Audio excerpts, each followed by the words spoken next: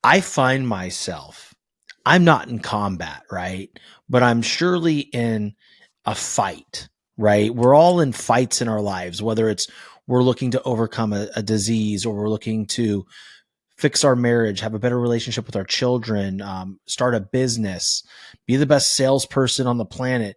It's all a fight, right? It's all some type Mm-hmm. of, because you're going to fight with external things. You're also going to fight with your most inner demons and your most limiting self beliefs. All the while, though, we all have a tendency at times to try to control it all and steer the ship. Mm-hmm. I am so guilty about that. Like I'm doing it currently in a few different ventures that I have going on. And so, I'm just being vulnerable with you and saying to you, like, what tips do you have for me and other individuals that know the way, but are still deciding like, hey, I know the way, but I'm just not going to trust you because because I know better, because that's what it translates to, man. Let's be Yeah, honest. it does. It does. Well, here's the thing, Sean. You're not alone. I mean, that's a daily struggle that I face as well. I still Mm-hmm. face that. That's why I said, even to this day, I try to grab the reins and take back over. I think there is a little bit of the alphaness in that, Mm-hmm. which I don't want to completely diminish as well. There's a little bit of alphaness that he's giving us, right? He wants us to be those guys out there, Mm-hmm. being bold, pushing the envelope, being on the edge. Like I think that's oftentimes why a lot of dudes who aren't there yet in their walk, they're like, I don't want that. I don't want to follow the dude who's meek and is kind of not bold and audacious. Like I think we've neutered Christianity for men way too often, to be quite honest. And I think Yeah. there's not too many ones out there who are willing to be, who are on that edge of like right where he wants you, because that's where he can do the work. That's where he can be Yeah. dangerous. And Yeah. but I also will say this. So, and I wasn't even thinking of this when we had this conversation, but last Friday I got the chance to talk to my son's middle school, their Fellowship of That's Christian Athletes group. amazing. Yeah, FCA at the middle FCA is school, and it was great. it is, man. It is. And I couldn't believe how many kids were there. I was actually floored, and it was an awesome moment. And I shared a war story, but the reason I shared that war story, because I shared in that moment, I didn't know who I was after this tragic event took place. I really was lost on who I was. And I have a sheet. I'll share it with you after this. I don't know if show notes or whatever, but it's 28 verses, and it's who am I? And Mm, it's 28 verses of what the Bible says we are, who we are. Not what we say to ourselves, not what others say, not what our parents, not what our coaches, not what our teachers, not what our business partners say about us. Who does he say we are? mm. And man, I have that. I have it on my desk. I have it right here. I have it somewhere. Yeah, right here. It's this sheet right here. And I keep it on my desk so I can read it. This is who I am. And this is where I have to go. I mean, I'm not, hey, I don't have it. He does. He's got it. Yeah. So that's where I have to rely upon. And Well, that's why it's got coffee on it and everything else, but it's where I keep it on my desk because I often have to go to that. well, I surely would love a copy if you have it in a way you can Yeah. scan and email it over, because Yeah, that's something. absolutely. It's funny because you talk about who am I? Like, I don't Hmm. know if I told you this, but my TED talk next week, which by the time this airs, it'll probably sound weird. So March 23rd, I have a TED Okay. talk, and it's about identity crisis. It's about Hmm.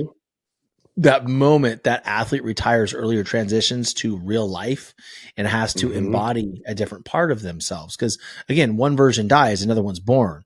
And if we don't know who Hmm. we are while we're playing sports, we're going to have a hard time with that transition.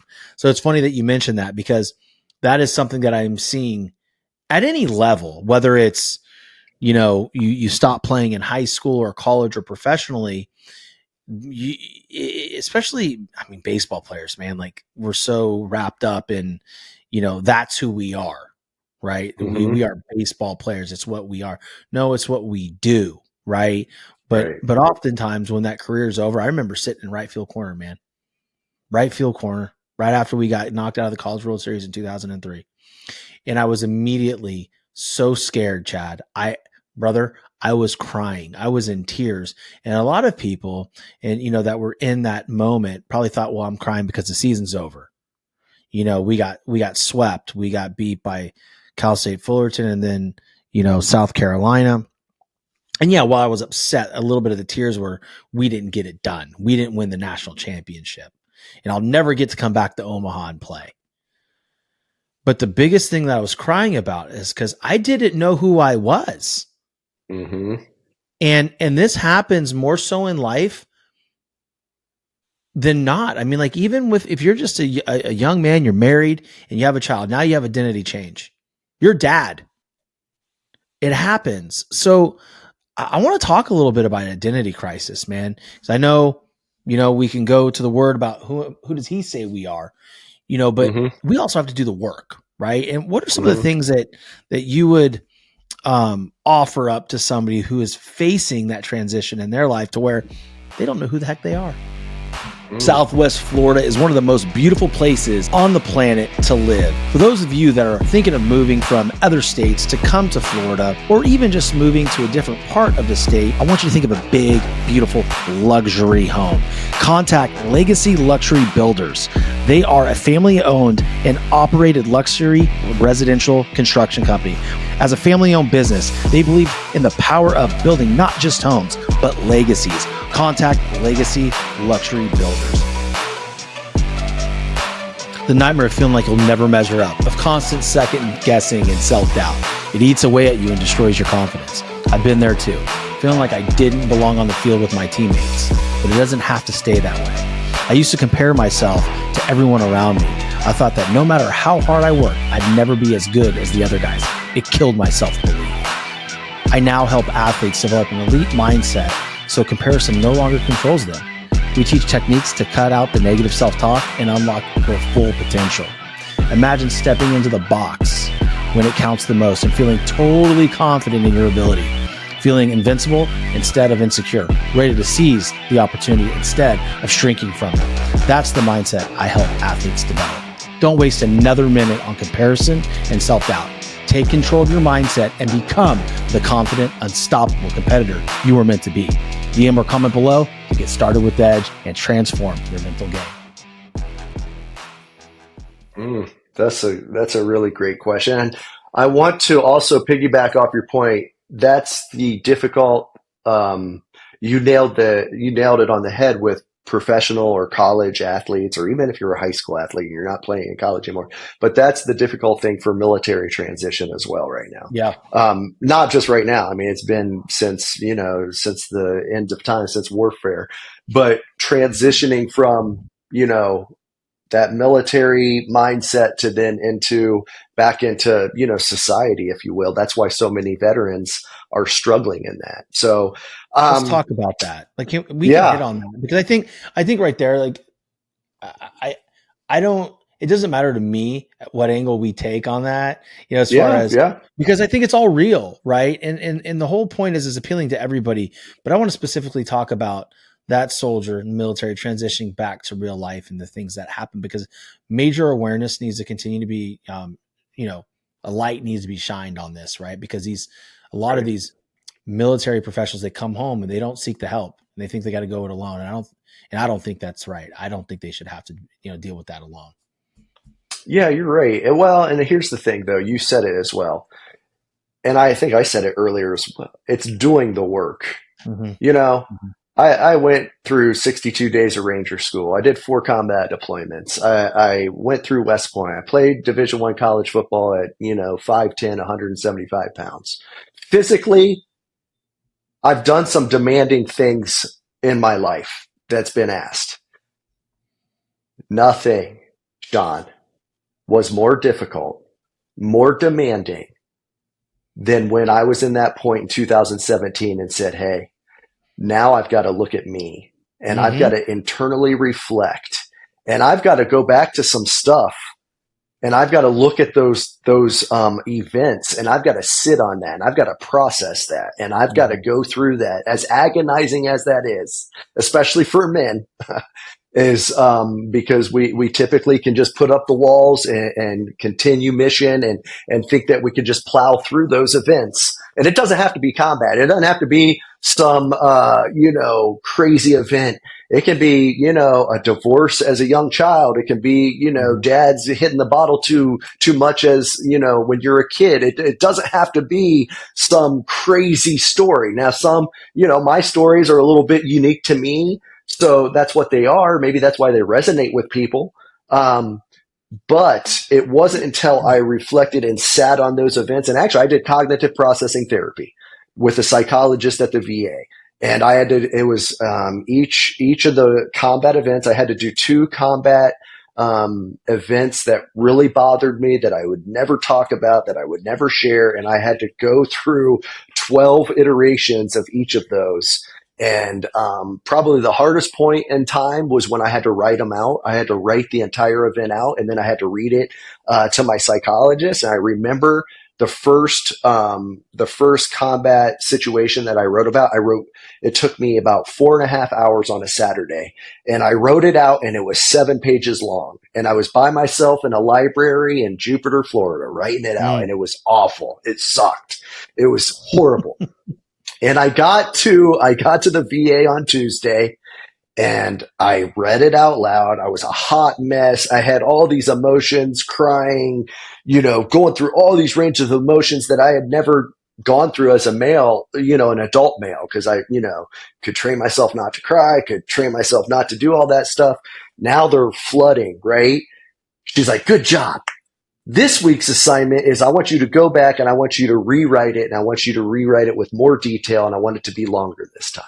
So the next iteration, 9 pages long, going back through. But what that did was it unlocked all of the emotions that, men aren't good at, going through and sharing and dealing with. And it really put, in the military, a lot of times you talk about crawl, walk, run. You'll do something that you're training to do, whether it's a 3 to 5 second rush, and you do it crawl, and you do it really slow, and then you walk through it, and finally at the end you can run.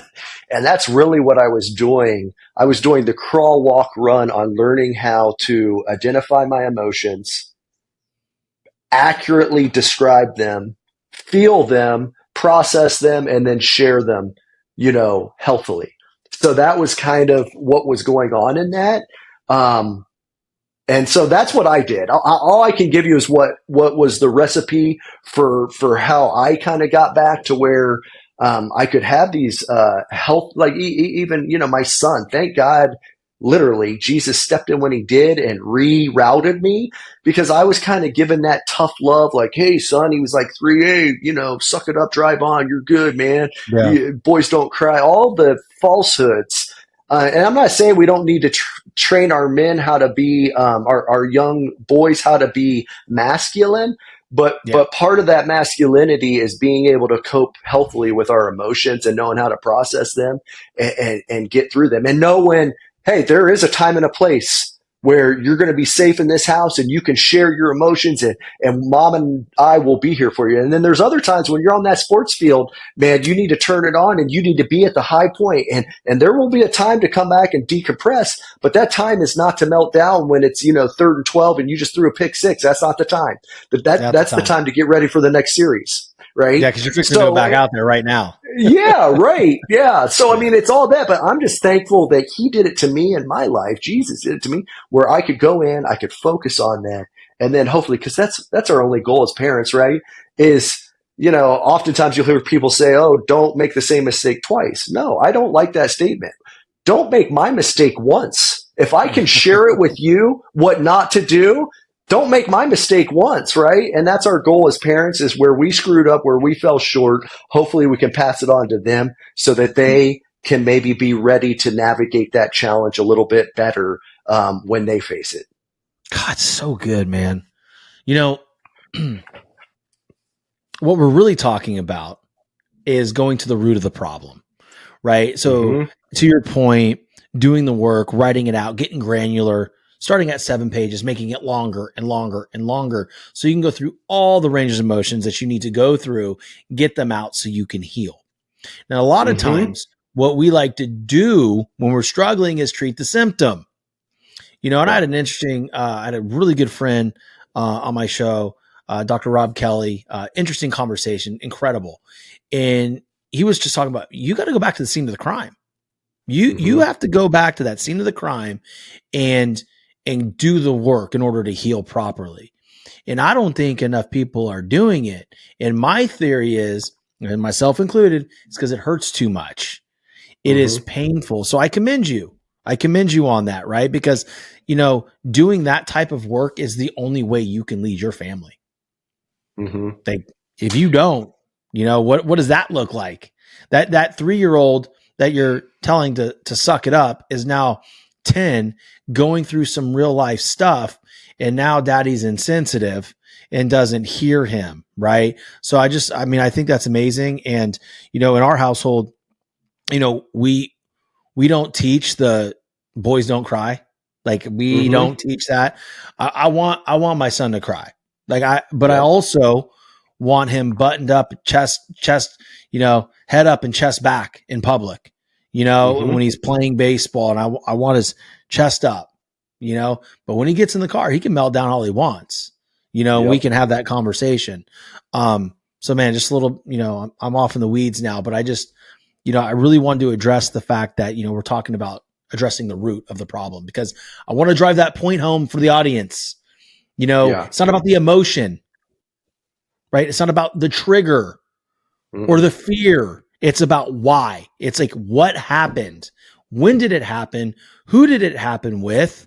And going back to that moment and working through it. I love all those points. I love how you pull that out from me sharing that about going to the root cause. And I also think we got to talk about it. I mean, we got to talk about,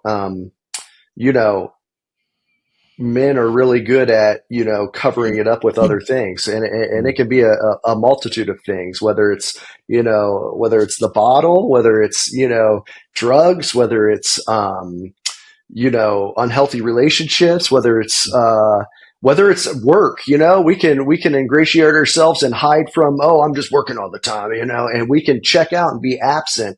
And I love your point about the family, man, because so often I was stuck on still longing. When I didn't know my identity, I was longing to get back to leading that Ranger platoon. I was longing to get back to leading those men and those dangerous missions. And you know what?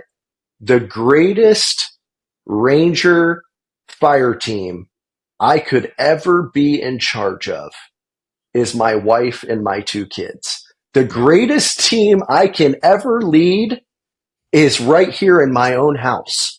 Like, how effectively am I doing that? Before I go out and chase trying to lead others and be this somebody to somebody else. No, let me lead here. Let me do this right. And then and that's a continual spectrum, right? It doesn't end.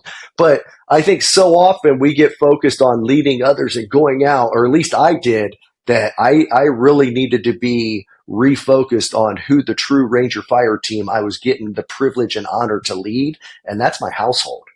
Dude, it's a great point, because we all want to lead others, whether you're in the corporate world, Army, football team, baseball team, soccer, whatever, it doesn't matter, right? We all want to lead others. But, when you're a father and a parent and a mother as well, and your ability to lead the people in that house is going to tell you everything that you need to know about how you can lead others. Because here's the thing.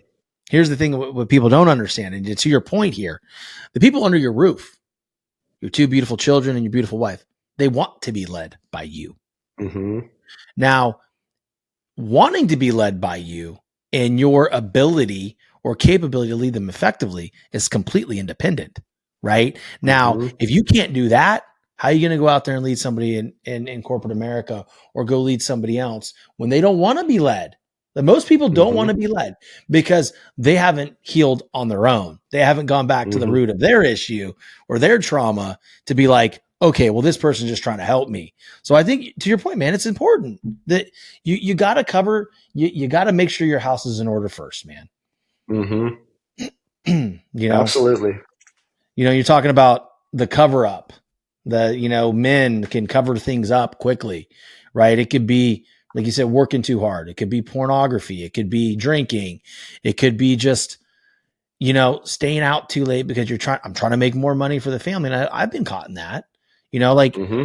I grind my butt off because I want to provide my family this financial freedom to where we can pick up and just leave whenever we want.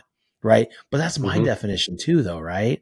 That's my Mm-hmm. definition of what I want because I didn't have that when I was a kid. And so we all go through things in life and we start leading and we lead our families based on our our paradigm and what we see and how we want things to go or how we feel they should go. But I want to encourage men out there that are listening right now. You don't know what your family wants or needs from you unless you ask. You have Mm-hmm. to ask. If your kids say, Daddy, I know you work a lot and we appreciate that, but I'd rather have you home more.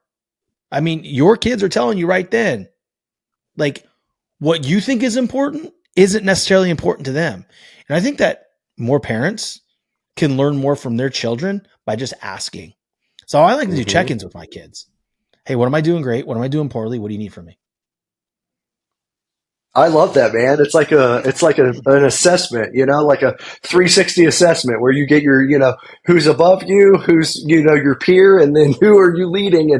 And those Yeah. are the ones that you get I bet you get the best feedback, from them because it's Yeah. unfiltered, it's real, it's their vantage point.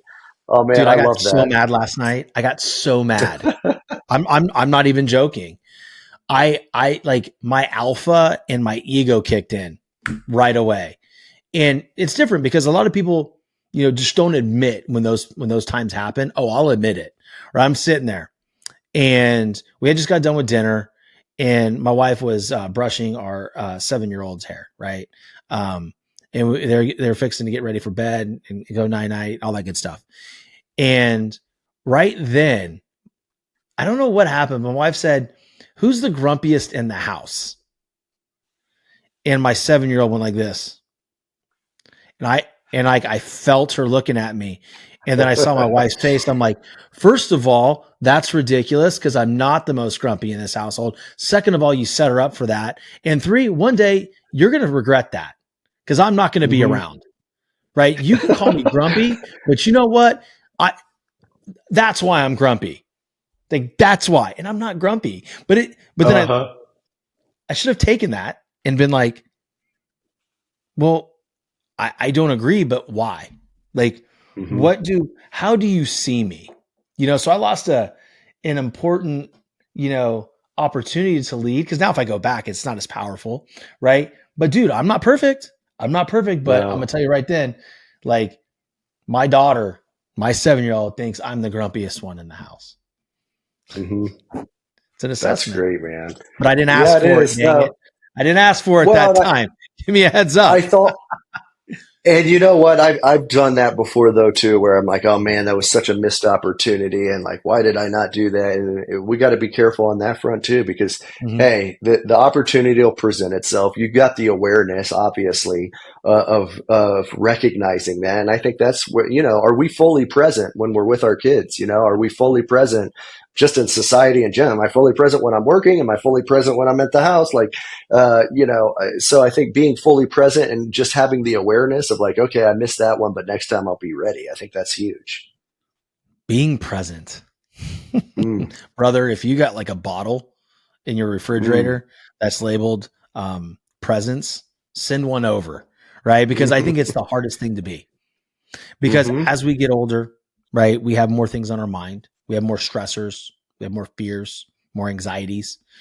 And I find myself thinking about things like, when I'm on the phone with my wife, she was like, "Are you there?" I'm like, "Yeah, I'm good. I'm good." There's moments where I'm just completely checked out, and it's not because I'm not interested or disinterested in what my family's saying. It's like I'm mm-hmm, trying to find a way. Like I'm in my own mind trying to connect the dots or get through the labyrinth maze. Do you ever find yourself being mm-hmm. that way? Oh yeah, no, and it's we're so what's not stovepiped, but we're very men are like very one dimensional. Where women can like talk about things. I mean, this is psychology where they can go from one point to another and bounce all over the place, and that's just kind of how their brains are wired. Where men, we're more like Yeah. silos, and we can't do that. And so if I'm not in that presence of mind of where she's at, then yeah, it oftentimes I have to bring myself back to your point because I'm checked out and I'm not focused on where I need to be focused at that time.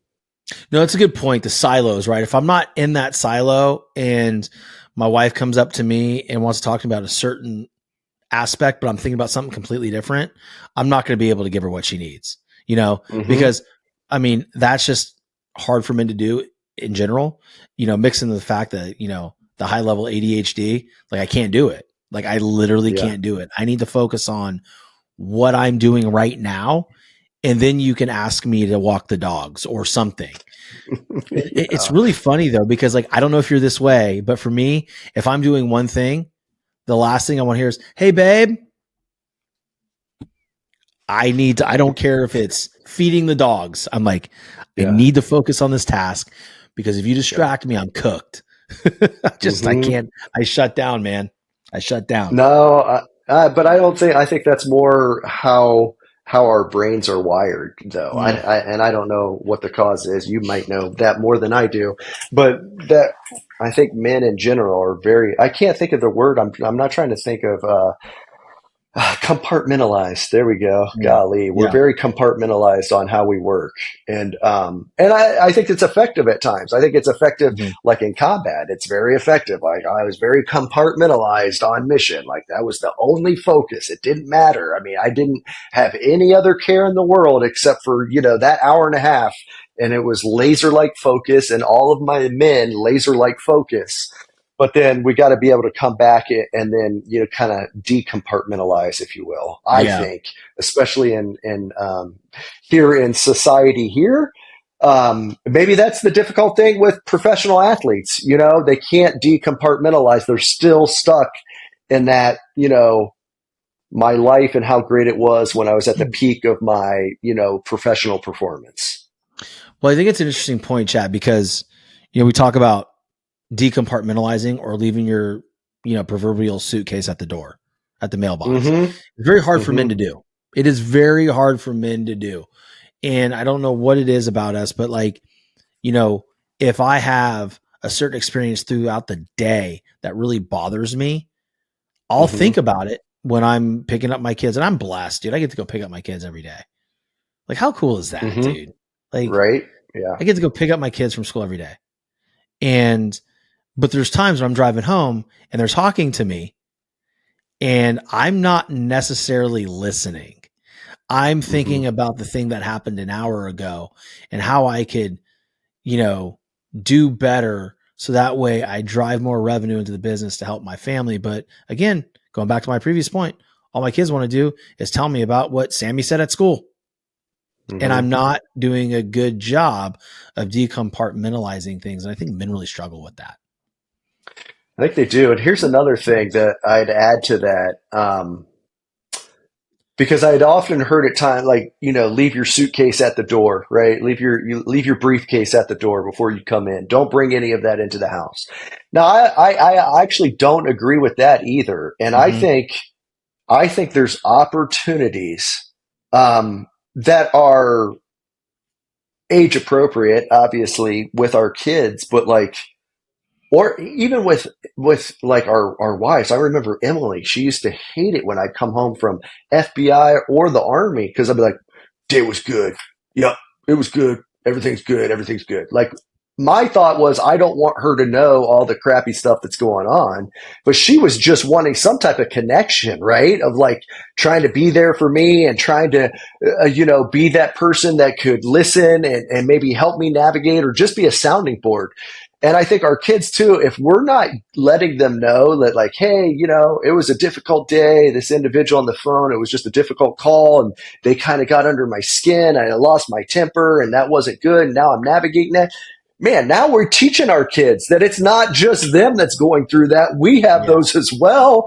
And now we're actually sharing with them kind of our lessons learned as they go. And I think I have to continually work on doing that. My son's great at, hey, Dad, so how was your day? And just instead of giving, oh, it was good, like I try to find it lets me do a quick reflection on, okay, how was my day really? And then what couple of stories can I share to kind of, elevate and enlighten that, conversation a little bit more, which I think is opportunities for us to do that. It's a great point. I found myself, because I don't know if you know this about me, but also in a payroll company. So if I'm dealing with one of my vendors or dealing with a client or even internal operations and something really ticks me off, they'll say, hey, what's wrong? And I'll find a way to talk to them about it. Right. And let them know what's going on as much as I possibly can to where they can understand. And then also, this is why I'm reacting this way. And, that way they know I'm dealing with certain things that they're dealing with, like to your point, like they're going off of reactions throughout the whole day, and they don't necessarily have the tools yet to filter those things, right? And to handle some of the interpersonal issues that they're having with friends or bullies or teachers, or whatnot. They don't know how to advocate for themselves yet. So, it's important, as a parent, that we're able to walk our children through how we're handling certain situations. So, look, man, we got to land the plane here. We're running down on time, but before we hop off, man, I please talk to the audience a little bit about your podcast. I'm definitely going to link it in the show notes, your website in the show notes, and just how they can connect with you and hear your show. Man, I appreciate that. I wasn't expecting that, but it's Christ Over Fear is the name of the podcast. So it's on all your major podcast players, and then YouTube channel, Christ Over Fear, LinkedIn page, Christ Over Fear. And it's really not difficult. It's having veterans on the show who are willing to share their story or wherever they're at. I've had guys on who maybe aren't there with their relationship with Christ. And I think that's a valuable story to hear as well. But it's for those to share their story in Christ wherever they're at and what he's done in their life. Because I don't think, sometimes I think we could reinvent the wheel. But I think when we focus on what he does and what he's brought us through or where we're at the current time, man, it can be such a powerful tool to help somebody who maybe is 1 to 2 steps behind the individual that they're hearing the story of and bring them along. So we're getting decimated as a combat veteran community with suicide. It's still the #1 epidemic taking veterans. So and I'm a firm believer. I think you can probably know that by now, Sean. I think the root cause of true healing comes from Christ. And so if it can point and be a light for somebody to navigate that and gain some insight that's raw, transparent, real, that's the goal of the show. Dude, I love it. Thank you for sharing that. I do have I do have a guest for you that I like to throw awesome. by you. Amazing man, Matthew Hedden, fitness coach, veteran, combat veteran. I think you'd really like his story. I think it'd be great for your community. Well, I appreciate that. I'll take it. Absolutely, man. But you heard him, guys. Christ Over Fear, Chad Jenkins, amazing human being, combat veteran, husband, father, podcast host, entrepreneur, friend, you name it. If you guys got anything out of the show today, which I'm sure you did, please share it with someone that you love or someone that you feel is going to need to hear this episode to move forward in healing and leadership in their life. We love you all. Thank you for listening. Until next time, stay determined. Southwest Florida is one of the most beautiful places on the planet to live. For those of you that are thinking of moving from other states to come to Florida, or even just moving to a different part of the state, I want you to think of a big, beautiful luxury home. Contact Legacy Luxury Builders. They are a family-owned and operated luxury residential construction company. As a family-owned business, they believe in the power of building not just homes, but legacies. Contact Legacy Luxury Builders. The nightmare of feeling like you'll never measure up, of constant second guessing and self-doubt. It eats away at you and destroys your confidence. I've been there too. feeling like I didn't belong on the field with my teammates. But it doesn't have to stay that way. I used to compare myself to everyone around me. I thought that no matter how hard I worked, I'd never be as good as the other guys. It killed my self-belief. I now help athletes develop an elite mindset so comparison no longer controls them. We teach techniques to cut out the negative self-talk and unlock their full potential. Imagine stepping into the box when it counts the most and feeling totally confident in your ability, feeling invincible instead of insecure, ready to seize the opportunity instead of shrinking from it. That's the mindset I help athletes develop. Don't waste another minute on comparison and self-doubt. Take control of your mindset and become the confident, unstoppable competitor you are meant to be. DM or comment below to get started with Edge and transform your